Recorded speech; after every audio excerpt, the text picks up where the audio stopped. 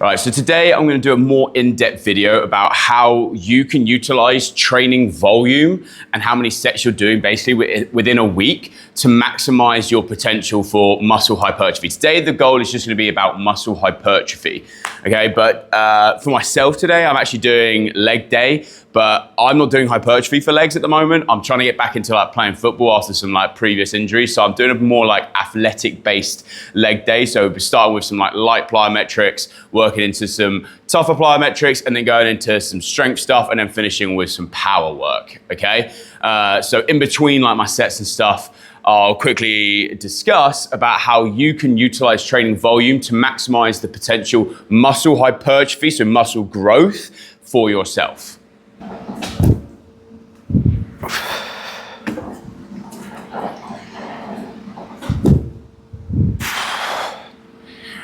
Okay, so the first thing we're going to talk about is actually how much volume is enough volume to reach like maximum muscle growth. Now, the first thing you need to understand about performing sets for a certain muscle group is that there is diminishing returns. So I said this in my video that every set you do after the previous one is giving you less and less in terms of like your maximum potential for muscle hypertrophy. So, like I said in the video, picture I've done 10 sets for my chest, just my chest.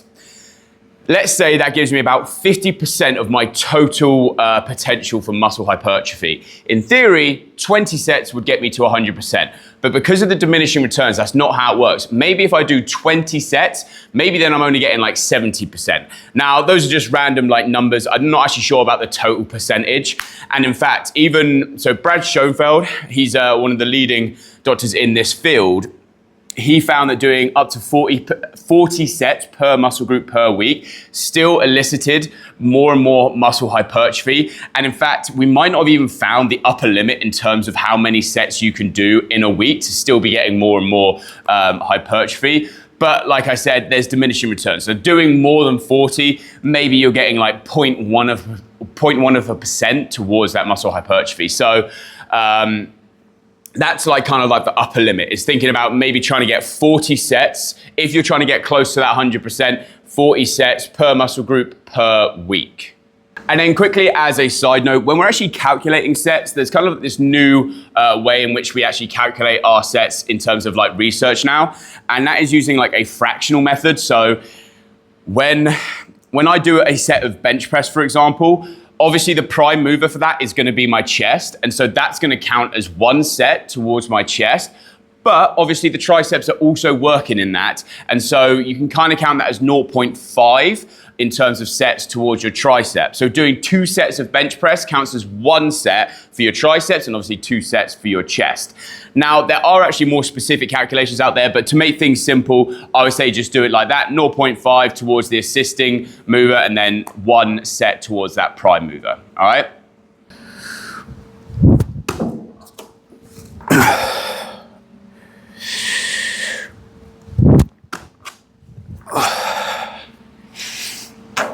Okay, so now let's talk about how many sessions you can actually do. So obviously, if you're doing more sessions in a week, you can spread out the amount of volume that you're doing a lot better than if you're only doing like 1 or 2 sessions. It's going to be very hard to get 40 high quality sets, let's say, in just 1 or 2 sessions for each muscle group.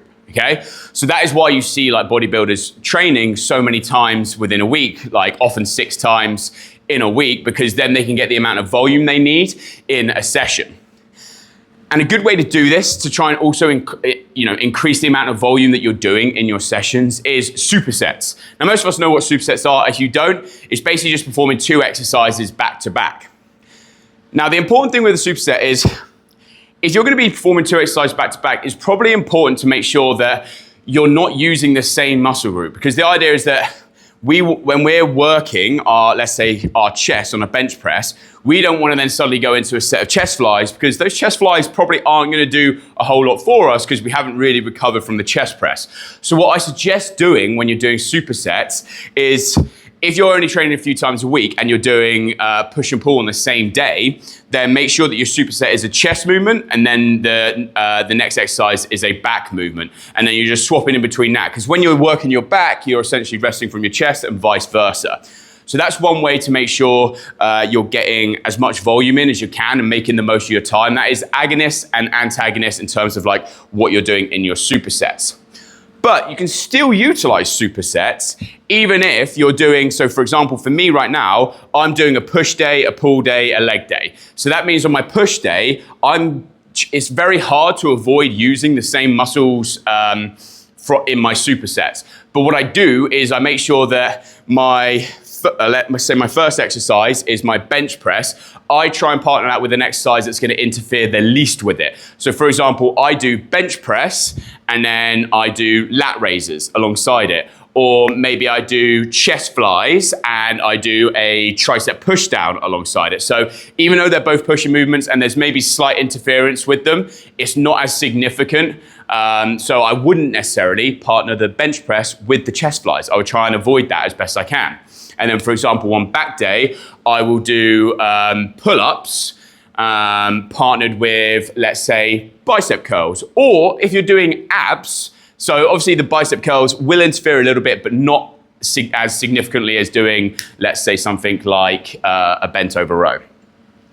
But if you're training abs as well in those sessions, like I am myself, I don't do this personally because I like to leave the abs to the end, because then maybe if I get tired, I just don't do the abs because I don't like doing abs that much, to be honest.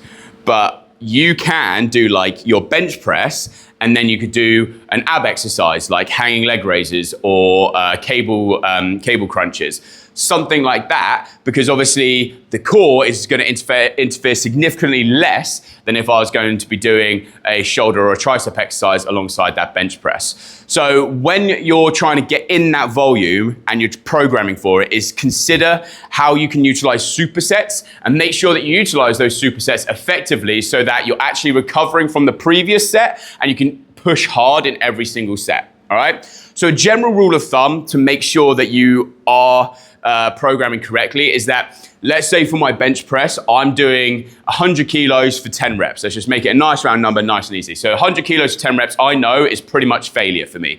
So my first set, obviously I want to try and get that. I want to try and get to that 10 reps. But in my second set, especially if I'm relatively well trained, I don't want to see a massive significant drop. So if I'm doing a superset, once I've done my other exercise in my superset and I go back to that bench press, I know that it hasn't interfered enough if I'm still getting like 8, 9, 10 reps, okay? Ideally, it's more of like 9 reps, but if I start getting as low as 6 reps in my second set, chances are that means I'm not resting enough or the other superset exercise is interfering too much with that exercise, okay? But that's how you can utilize supersets to get that training volume in. So, another important thing to consider when we're talking about training volume, like I briefly touched on, is the intensity. So if I am trying to increase my training volume, chances are recovery is going to obviously be getting a little bit tougher because we're doing more work, so it's going to be harder to recover from that exercise. But intensity is super important. So if you've ever heard of the term mechanical tension, that is also another big driving factor in muscle hypertrophy and strength. We want to create as much mechanical tension as we can to get that muscle actually working to failure. Now, if I'm not recovering enough, it's going to be really hard to get that level of mechanical tension because my body is just too fatigued. I can't physically get the amount of weight in that my body is normally capable of lifting when I'm fully recovered. So when we're planning with our training volume, is if you notice that as you start increasing in terms of the volume, but the weights start getting like heavier, you can't do as many reps, you have to go down in weight, then that's a key sign that you're not recovering enough. And that applies to each session and it applies intra-session, which basically means that if I'm trying to do now like new supersets or something and I'm trying to change the way that I'm working out, but that now means that I can't lift as much as I was on my big main sets. Let's say my bench press, for example, I can't lift as much on that because I've now included a superset, and that means my recovery is shorter or tougher or whatever it is. Then that means that that's a sign that the intensity is going down and I should probably change the amount of volume I'm doing, okay? Now, obviously more and more well-trained lifters can understand this a little bit better. So just for you, in terms of like simply understanding it, is if you notice, so my bench press, like I said, was 100 kilos for 10 reps. If you notice that you can't get to those 10 reps anymore and you start seeing that weight drop, then the chances are you're doing too much volume and you're not recovering enough. Okay, there are other factors that play into it, but let's assume that it's mainly the training volume. So that is something really key to consider. And then alongside that is, in terms of recovery and intensity, is there's a general rule of thumb that once you've worked a muscle group, so let's say on Monday I do my push day, then I want to give it at least 48 hours to 2 days before I then train my chest again to allow it to recover from that session. So I wouldn't do a push day on Monday and Wednesday. I try and split it up as much as I can. So I do my push day on Monday and Thursday. So those are my 2 push days, because then I get as much recovery as I can. And I notice that on Thursday, I can still push pretty much as much as I was doing on Monday, give or take, because I actually do like different exercises. So I don't do bench press, I do incline bench press, but I can still push heavier and heavier each week in that session because I've recovered enough. So make sure that when you're planning on when you're working out is, can you split it up so that there's at least 2-3 days in between that muscle group being worked.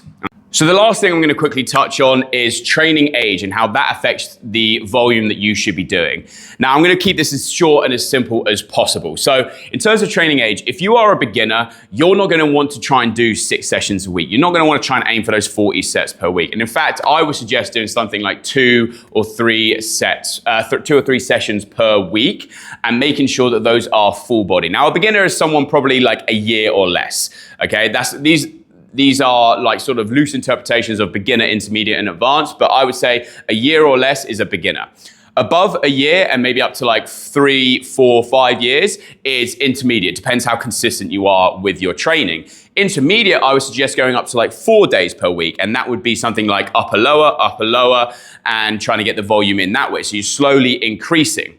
And then for the advanced, so these are like your bodybuilders that are aiming for that, top 5% in terms of muscle hypertrophy potential. 6 days a week, I think, is ideal. That would be push, pull, legs, push, pull, legs. That gives you enough sessions to get the volume in, and it gives you enough time to recover from each session. Okay, so that's loosely how I would do it based on your training age. Now, obviously, depending on your goals, you might have to like change that. Maybe you're a little bit, maybe you're advancing a little bit quicker. Maybe you're, a year into your training, and maybe actually you should be classified as an intermediate lifter and you should be doing more sessions. But the key really to knowing if you can handle more sessions is, if I include an extra session, can I still lift the amount that I should be lifting? Am I recovering enough? Am I pushing heavy? Am I hitting the amount of reps that I need to be hitting and increasing that week by week? If the answer is no, then the chances are you're doing too much and you need to just drop that volume. Now, I know it can be like very confusing, very daunting to have to like think about all these small things, but if you are struggling with that and you just want a simple program to follow, then just give me a message and I can send you one for free. But if you want a program tailored specifically towards you, that is what my online coaching is for. So check out my website. I'll put the link in the description below. Check it out, and it's just basically a super cheap way to make sure that you are on track towards your goals. I can make sessions specifically tailored towards you. I can also help with the nutrition as well, but it's just a way to make sure that you know what you're doing in the gym. Online coaching is a very great and cheap way for those people that have like the technique and stuff and now are just looking to like try and program correctly so they can see the maximum potential for themselves. So again, just drop me a message. I like to help as many people out as I can for free, but also if you want really more specific tailored advice, then check out my online coaching. Super cheap way to make sure that you're doing what you need to be doing to achieve your goals. Okay, so good luck when you apply this training volume to your own programs.